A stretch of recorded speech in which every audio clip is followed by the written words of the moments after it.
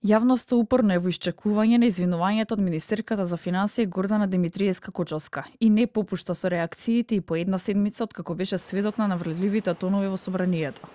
Министерката останува на ставот дека кога би погрешила, би се извинила. Времето ќе покаже кој бил во право. Оставете на времето. За многу скоро ќе ви биде јасно на сите зошто се случуваат сите овие работи. Порача првата финансиерка. Денеска изјави дека се врши дефокус и ги повика граѓаните да слушаат целата комуникација и сами да донесат заклучок. Во однос на извинувањето, мислам дека својот став го кажав, кога би погрешила, би се извинила.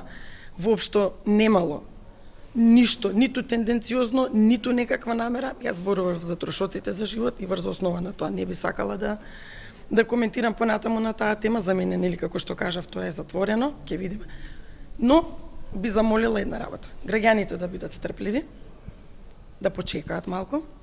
Времето ќе покаже кој бил во право, кој не бил и зошто се случуваше сето ова. Оставете на времето, ве молам, за многу скоро ќе ви биде јасно на сите зошто се случува сите овие работи. Сопартијците на Петровска застанаа зад неа и ја возвратија на министерката.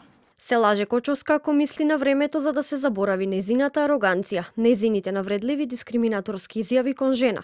Кочовска го понижи целиот женски род и тоа ќе остане запаметено. Покажа целосно непочитување кон жените кои немаат или не можат да имаат деца, кон јавноста која очекува барем малку одговорност од еден министер.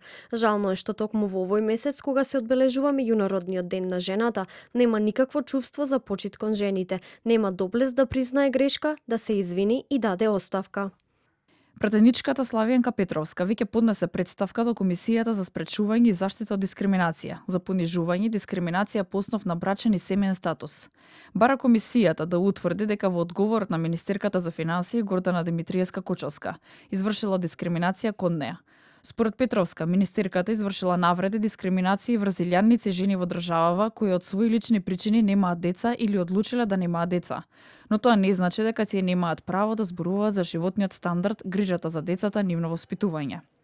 Неколку дена по инцидентот, претседателката на државата Гордана Силјановска-Давкова изјави дека сите политичари, вклучително и пратениците, треба да внимаваат на говорот.